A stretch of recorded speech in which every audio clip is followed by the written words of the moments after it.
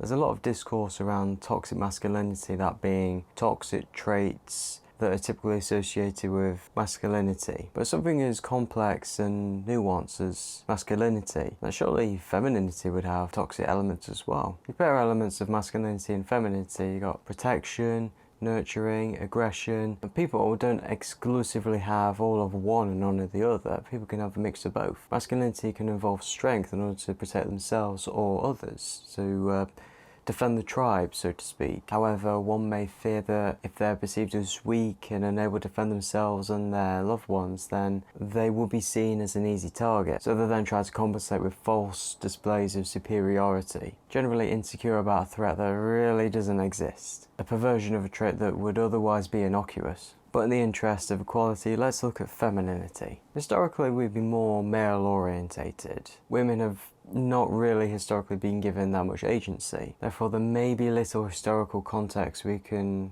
glean by looking at the past, but it doesn't mean we can't give it a shot. So how can traits like being nurturing, being attentive, affection, tenderness, how can they be toxic? Well, it depends on who you ask. If you look at the anti-feminist side, you see arguments that women are getting men to do what they want by manipulating them either sexually, emotionally, or legally. An example can be child custody cases. Now, some of these biases will be because the woman typically are the ones that spend the most time with the child. Doesn't mean there isn't still a little bit of bias in the system. And it's those same biases that may have a play in the manipulation.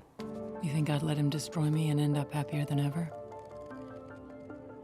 No fucking way. Ever hear the phrase, you shouldn't hit a girl if you're a man? Now, obviously you shouldn't hit anyone, but the taboo is there even in cases of self-defense. The logic may go, as soon as women are more submissive and weaker, that A, they're incapable of violence, and B, any violence against them is inexcusable. And those on the more feminist side may describe toxic femininity as exaggerating feminine characteristics in order to gain more approval from their peers or romantic interests. Nick loved a girl I was pretending to be. Cool girl. Sometimes at the expense of others. This can be suppressing more masculine traits while also competing with other women. We don't normally think about women pursuing men, like usually we see a documentary about men competing against men for the attraction of a female, for a mate. But we're not animals. Like, we have the alphabet, we have an economy, we have opposable thumbs. That alone should set us apart from the animal kingdom, despite being used so many times to excuse bad behaviour. But yeah, women do some competing along with men. By competing, they don't just affect others, but they affect themselves as well. If they're suppressing characteristics of their personality, they're becoming someone that they're not. Look at me. He calls me the bionic woman. Is that a compliment? And attracting people that they themselves don't really like, but they may feel that they need a man in order to be a proper woman or whatever like that. That's going to have an effect on them. She's a cool girl. Cool girl is hot. Cool girl is gay. Cool girl is fun. Cool girl never gets angry at her man.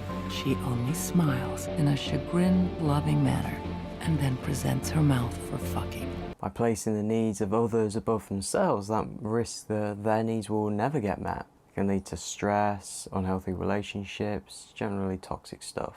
So while with that definition of toxic femininity is women antagonizing women, which mirrors toxic masculinity's men antagonizing men, it still fits within the patriarchal model. All we did was resent each other and try to control each other and cause each other pain. That's marriage. I think both sides have merit. The average woman is weaker than the average man has turned into all women are weaker than all men, and being weaker has been used to excuse some genuinely deplorable behaviour. Women are also under higher expectations than men, not just from men but from other women as well, and their value is proportional to how well they fit those standards. If they fall short, then I guess they're just not worth as much, are they? And looking at those, they don't really seem mutually exclusive, like both can exist in the same school of thought. And it's funny to see films like Gone Girl show both of them. Amy Dunne tries her best to change herself to impress Nick Dunne, but she also manages to manipulate those around her into doing what she wants, and dare I say, if she was a male, I don't think she'd be able to get away with some of the stuff she does. But like with anything toxic, it's not just the person that gets harmed at the end of the day, it's all those around them. It's not a nice thing, is it? Thank you very much for watching, and I hope to see you in the next one.